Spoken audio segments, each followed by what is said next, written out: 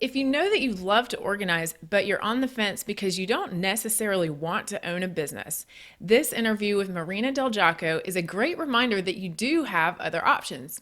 Apply to work for an established organizing company like Marina did, and you'll get to focus on just getting in there to actually do the projects that you're passionate about.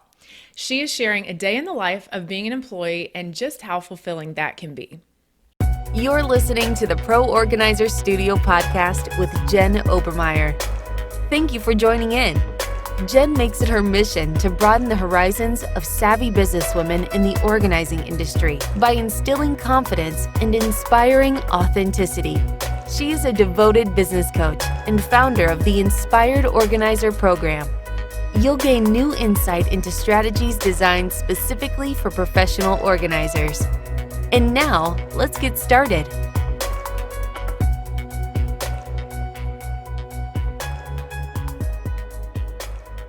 Marina, I am so thrilled that you're joining me on the podcast today. Welcome to the Pro Organizer Studio podcast. Thank you. I'm so happy to be here.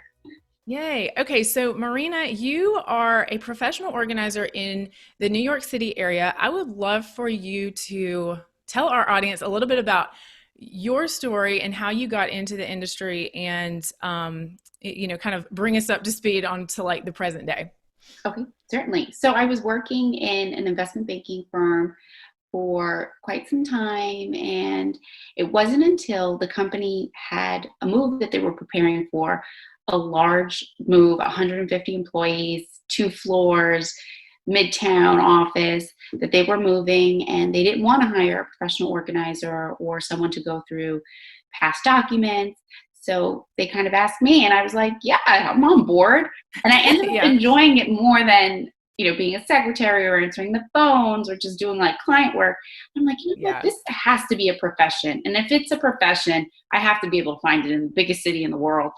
And that's how I started kind of Googling and submitting my application to different organizing companies. Awesome. And so how long ago was that? That was probably over 2 years ago, 2.5 years ago. Okay. So I love this because our podcast, we talk to a lot of different types of organizers who are in the industry. And you've taken the route of, like you said, you realized it was definitely a thing, and there had to be established companies in New York City already launched and running and have clients. And so you went the route of applying to work with another organizer. So can you tell like a little bit about that side of the story? Certainly. I was applying for a couple of months, finally got a call back, and just jumped right into it. They are mainly residential organizing. I had the professional background being in an office, in an institution, and that was something that they were gravitating towards and they wanted to expand to. So it just seemed like the perfect fit for us. We do a lot of home offices, however, not too many like big corporations yet, but it's super helpful to have that knowledge, I think. Oh, definitely. So I'm curious too, like, do you feel, pros and cons as far as you get to just focus on like organizing and you don't have to worry about any of the business stuff because you are just, you're not just, you are an employee. Are you like an employee or like a contractor for the business? No, an employee for the business. So that's awesome. I exclusively work with them. And do you still like, what was your like onboarding or training process like as far as, are you at the point now where you're working on jobs alone? Or are you always with a team? Like, how did they bring you into like the way that they do things? So in the beginning, I had done some of the NAPO provisional to professional organizing courses. That was one. And I did start out working on a team as an assistant organizer. And now I do my own just recently last week. And I also have like regular clients that I meet on a weekly or bi-weekly basis alone, or I'll have like an assistant once in a while. And then we outsource some of our, junk removal stuff, garbage, waste. So even if I'm not with a team member, I'm with someone I know or worked with. Absolutely. So, okay, so I wanted to ask you about sort of a special topic that we wanted to kind of shine a light on today, which is that you said that there's a lot of satisfaction in being able to bring in other service providers that you're collaborating with, such as maybe a closet designer or other types of services. So, can you tell me more about like why do you enjoy those particular jobs so much, and kind of like an overview of what that process is like for you guys? Certainly. I absolutely love those projects. I love the chaos. I love working with many people. I love outsourcing a lot, especially with built-ins for clients. So I'm not a designer, but like just by looking at a closet or a cabinet or a pantry, there are improvements that could be done, and maybe I don't know how to. So we have a referral base with handy personnel or contractors. The Container Store actually has an amazing staff with the design consultants. So those are always great if you want to do alpha. Even the IKEA pack system, a lot of them are super helpful. Movers, just anything. I enjoy the chaos of it all. Yeah. Yeah. Yeah. And then it being like calm and serene when the client walks in, and it's like, we've come a long way, but I'm happy I could do this for you.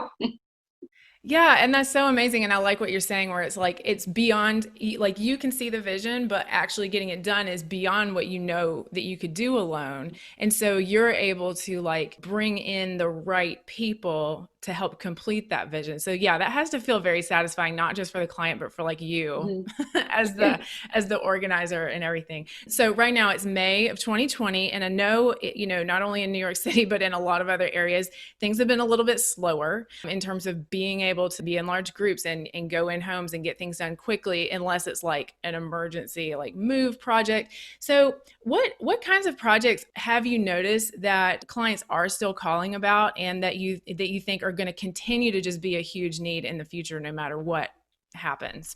So we also offer a relocation specialist service. So that's really what's high in demand right now. And I do see that for the Mm-hmm. foreseeable future. Many people are moving out of town permanently, which is sad, or they're moving to their, country home, or they're at a town home on the island or Connecticut. Absolutely. So Yeah. that's definitely something that we're going to end up doing. And given that we can be in a space with very limited people and get the job done, many clients aren't present for the day of their move. So that's something that we'll be able to do, guarantee. Mm-hmm. Mm-hmm.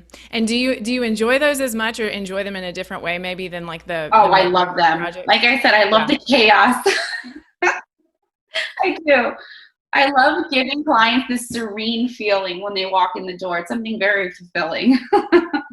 That is really incredible, and I can like really see and hear your passion for that. And I think that that's what clients appreciate so much, is like, because for them this is very emotional, very overwhelming, and you're like, let me at it, I can do this, and like make you happy and like make it feel great. Like that's such a, I think, important message to keep sharing with potential new clients, is this is what we do, we are great at this, we like, you're in great hands with us. Mhm. That's And I amazing. think the biggest thing I can say is really just giving the clients and just assuring them that I'm handling it as if I was handling it for myself each and every time, with Hmm. care and diligence to everything. That's awesome. And I know that they love you for that. I'm sure they do. Uh, So, Marina, so like what do you see for your personal future in the organizing industry? Do you want to stay with a company? Do you eventually want to start your own company? Like what are your big dreams for this? I absolutely love the company. Yeah. I love everyone I work with. We're an amazing team. I don't know necessarily if I would want to start my own company. I really love the connection that I have with them. Mhm. Um, I do have a passion and a dream, and it's always been an idea of mine. I love television, and I don't think there's enough organizing shows on, like, home improvement channels like HGTV or DIY. I They're would very love. addictive. I Yeah. know they are, and I'm like, I could binge watch all day, all weekend, their shows, and I've been doing that a lot lately since we were home so much. But I think a goal of mine would probably be bringing more organizing material to shows on television, and really getting involved in that, and just showing them the different aspects of it all. I would love to be on an organizing show on HGTV or DIY. Absolutely. Oh, I could totally see you doing that. So what advice would you have for somebody like you who like this is what you love, like you're obsessed with, and knowing that one route to getting to do what you love every day is simply applying and aligning yourself with an established company. I mean, that is certainly just as valid as like wanting to go and start your own thing. Like what advice would you give for somebody who's like, yeah, maybe I want to look into just getting a job as an organizer with a company? I would say do it. I would say do it regardless if you have a full-time job or not. A lot of projects are, we can do late evening ones, weekend projects. I mean, just to get, your toes dipped into it, to see how you like it. It's a very flexible schedule. And there's a need all the time. Holiday needs, right before the holidays, getting everyone's home organized and set up. I mean, there's endless possibilities on their downtime. Yeah. Even just becoming like, an independent contractor with a company on a need base, I think it's worth it to at least try. That's so awesome. Yeah, and I totally agree with you. And to realize that there are companies that are looking for like unconventional availability. Like they do need people who are available on nights and weekends. So it's definitely worth a shot to put that out there as a strength, not a weakness, right? Yeah. So if our audience wants to connect with you, or if one of those HGTV reps is listening and wants to get you on their next show, how can they get in touch with you and find you online? They can find me on Instagram, LinkedIn. It's Marina Del Giacco. Last name is a little funny. It's 2 words, DEL space GIACCO. And you mentioned, so Marina, you mentioned, what kind of content are you sharing even on your personal Instagram that's related to organizing? Any interesting client closets that we come across. I mean, we come across pretty amazing clients with amazing homes. I mean, incredible closet setups, beyond walk-in closets. I mean, they're floors of closets, and I love sharing kind of content, the views, anything really, anything that I find really interesting and think anyone else would find interesting, I'll share. That's awesome. Marina, thank you so much for coming on today. I really feel like, it was awesome just to hear you're so passionate about this. And I know that that's going to carry you a long way, no matter where you go. And I would love to see you on TV one day. I think that would be incredible because like you said, having a lot of different perspectives in terms of what organizing can or should be is awesome. It's really great. So thank you for being here. My pleasure.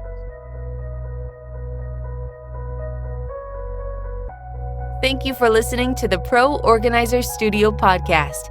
If you'd like to learn more about time-saving services and resources for professional organizers, visit www.proorganizerstudio.com. And if you'd like to get Jen's roadmap to success for launching and growing your professional organizing business, go straight to www.poroadmap.com.